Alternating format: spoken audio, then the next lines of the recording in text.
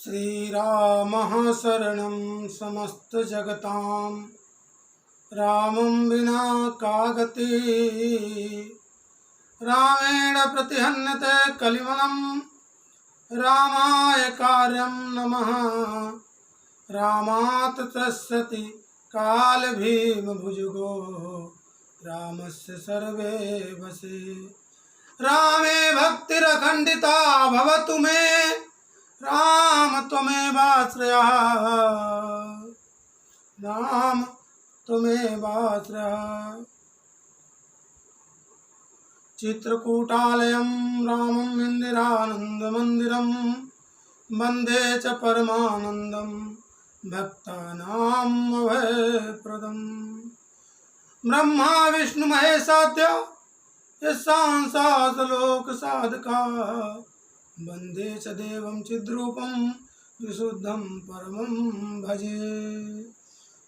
सच्चिदानन्दरूपाय विश्वोत्पत्त्यादिहेतवे तापत्रय विनाशाय श्रीरामाय वयं नमः। परमात्मने नमः। जानकी वल्लभो विजयते। आज मैं खुश रहने की एक टिप्स बताना चाहूँगा कि खुश कैसे रहा जाए जीवन में। देखो, जीवन में खुश रहने के कुछ कारण बन जाते हैं और दुखी रहने के भी कुछ कारण बन जाते हैं। वही वस्तु सुख देती है और वही वस्तु दुख देने लगती है। समय समय की बात है। तो हमारा अनुभव ऐसा कहता है कि बचपन में सुखी रहने के लिए अच्छे मित्रों की आवश्यकता पड़ती है। बचपन जो है उसमें सुखी रहने के लिए अच्छे मित्रों की आवश्यकता पड़ती है। और मित्र कैसे हों? सच्चरित्र हों और आपके जो हैं भला करने वाले मित्र हों, तो आपका जीवन जो है पूरा जीवन सुख में बीत जाएगा। क्योंकि बचपन जो है वो क्या है? जीवन की नींव है। और जब नींव मजबूत है, बढ़िया है, तो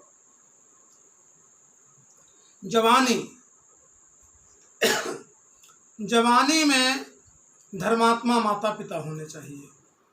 तब व्यक्ति जो है सुखी रह सकता है, तब व्यक्ति की उन्नति होगी। क्यों? जवानी आती है तो व्यक्ति कई तरीके से क्या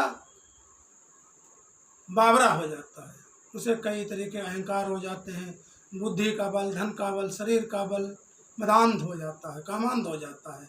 तो उस समय अगर धर्मवान माता पिता हैं, तो माता पिता बुजुर्ग होंगे, आप जवान होंगे, तो माता पिता जो है आपको धर्म के रास्ते पर चलाएंगे, अच्छी शिक्षा देंगे, आपका जीवन सुख में हो जाएगा।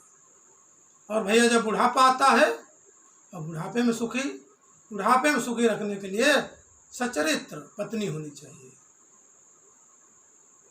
धर्म पत्नी जो है पतिव्रता होनी चाहिए, और पतिव्रता जिसकी पत्नी है वो उसे बुढ़ापे में साथ मिलना चाहिए। तो बचपन में सच्चे मित्र, जवानी में धर्मात्मा माता पिता, बुढ़ापे में पतिव्रता पत्नी। ये सुखी रहने के जो है मतलब सहारा है, तरीका है।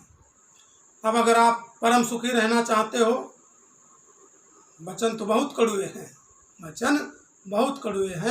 अब एक बार आप जो हमारे इन वचनों को सुनेंगे तो आपको अचंभा होगा कि ऐसा कैसे हो सकता है। परम सुखी रहने के लिए जो व्यक्ति बचपन में माता पिता को त्याग देगा, और जवानी में जो पत्नी को त्याग देगा, और बुढ़ापे में जो औलाद को त्याग देगा, वो व्यक्ति जो है परम सुखी हो जाएगा।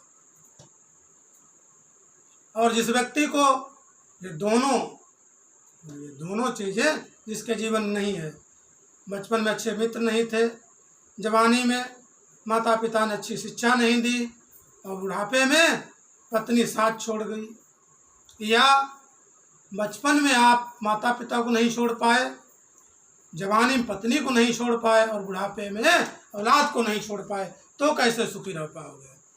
तो भैया आप ऐसी कंडीशन सुखी रहने के लिए प्रभु श्री राम की शरण में आ जाओ, तो क्या है, फिर तो परमानंद है। किसी सुख की आवश्यकता नहीं और किसी सहारे और सहयोग की आवश्यकता नहीं। इससे आप क्या है, परम सुखी हो जाए। तो परमानंद जब ही आपको मिलेगा जब आप आनंद कंद भगवान की शरण में होंगे। और सुख आपको जब ही मिलेगा जब आप इन माया के कुचक्रों को त्याग देंगे। अच्छा, जीवन में हर रिश्ते का एक अहमियत है। पहले तो समझ लो रिश्ते होते क्या है। व्यक्ति को, जो हमारा ये जीव है जिसे हम जीवात्मा कहते हैं, इसे कारण शरीर, भोग शरीर, जातना शरीर, कई शरीर प्राप्त होते हैं। और जो उन शरीरों में कर्म भोगते हुए, कर्म फल भोगते हुए और अगले जीवन के लिए दूसरे कर्मों की तैयारी करता रहता है। एक ऐसा संभव है, मान लो आपने किसी से कुछ धन उधार लिया, ब्याज पे लिया, और उस व्यक्ति ने आपको 2% के ब्याज से धन दे दिया। आपने उस धन से कुछ कमाया नहीं, आपने उस धन से कुछ कमाया नहीं और वो धन आपने खर्च कर दिया। और जब वो व्यक्ति मांगता है कि नहीं भैया हमें तो आज ही हमारा पैसा चाहिए, तो आप क्या करोगे, दूसरे पर्सन से, दूसरे व्यक्ति से धन लोगे और उससे आप 2 की बजाय 5 सैकड़े की लोगे। तो आपके ऊपर क्या होगा, ऋण और ज़्यादा बढ़ गया। ऐसे ही व्यक्ति, ऐसे ही जीव जो है एक जन्म पाता है और बाकी कर्मों को, बाकी अन्य जन्मों के जो ऋण हैं, वो ऋण जो हैं, कुछ लेना है, कुछ देना है, वही हमारे रिश्तेदार बन के आते हैं। माता पिता, भाई बंधु, पुत्र पुत्रियां, पत्नी, ये सब किसी न किसी जन्म का इनका हमारे ऊपर ऋण होता है, या ये हमें ऋण देने आते हैं या हमसे लेने आते हैं। और फिर हम क्या करते हैं, कुछ ऐसा हमें सत्संग नहीं मिलता है, साधन नहीं मिलते हैं, भगवत कृपा नहीं हो पाती है, और हम एक जन्म का ऋण उतारने के चक्कर में 100 जन्मों के लिए, 1000 जन्मों के लिए, 84 लाख योनियों के लिए फिर से ऋणी हो जाते हैं। तो जहाँ तक संभव हो इसी जन्म में इस ऋण को उतार देना चाहिए। और इसी जन्म में ऋण कैसे उतरेगा, जब आप प्रभु का भजन करेंगे, प्रभु के नाम का संकीर्तन करेंगे, प्रभु की पावन कथाओं का श्रवण करेंगे, गुणगान करेंगे और उनके पावन पतित पावन नाम का जप करेंगे, सहज प्रेम करेंगे भगवान कथाओं से, भगवान से। और सबसे ज़्यादा कुचक्र व्यक्ति को विवाह के बाद बनता है। क्यों? आज का समय आप सभी जानते हैं कैसा विचित्र है। विवाह के बाद आपके ऊपर जवाबदारी बढ़ती है, आपके पुराने रिश्तों में खटास आती है, क्योंकि आप उनको उतना समय, उतना धन, उतनी सेवा नहीं दे पाते हैं। तो पुराने रिश्ते आपके बिगड़ जाते हैं और नए रिश्ते बहुत ज़्यादा हो जाते हैं। तो क्या है, आपके ऊपर जो है तनाव। और हमने तो यहाँ तक देखा है बहुत से लोगों पर ऐसा तनाव आया कि उन्होंने आत्महत्या जैसे महापाप को कर डाला। लेकिन व्यक्ति को चाहिए हर परिस्थिति में खुश रहे।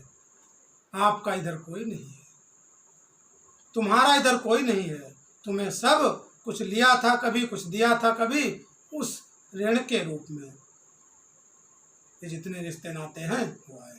ये शरीर जो आपको प्राप्त होता है, ये शरीर भी आपके पूर्व जन्म के कर्मों के अनुसार मिलता है। मनुष्य का शरीर 84 लाख योनियों में भटक भटक के जीव थक जाता है, तो भगवान जो हैं कि कबहू करी करू नानिधि